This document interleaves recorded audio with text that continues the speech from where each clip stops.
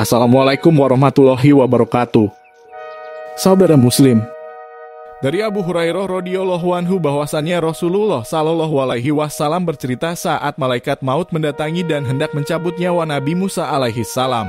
Dalam kisahnya, malaikat maut ditampar oleh Nabi Musa alaihi salam sehingga malaikat maut mengalami buta di kedua matanya. Seperti apakah kisahnya? Simak video ini hingga akhir agar tidak salah menafsirkan.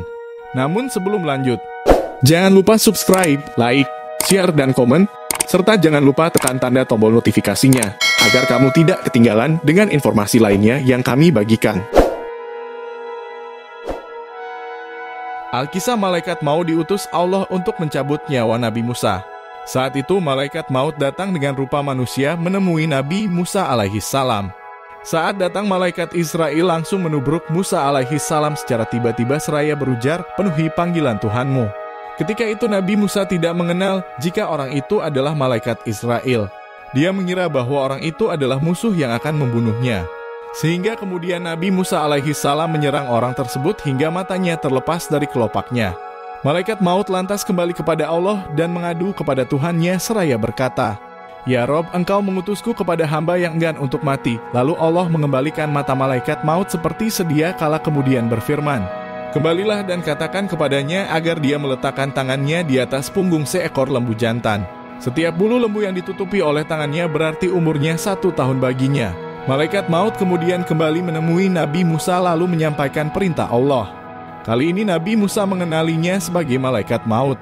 Beliau pun hendak melaksanakan tugas tersebut. Nabi Musa kemudian bertanya kepada Allah, "Wahai Robku, selanjutnya apa yang akan terjadi?" Allah pun berfirman, "Selanjutnya mati." Nabi Musa kemudian terkejut. Beliau pun saat itu mengetahui bahwa ajalnya telah tiba waktunya dan ia hendak diberikan perpanjangan usianya. Nabi Musa pun kemudian menolak penangguhannya. Kalau begitu sekarang saja.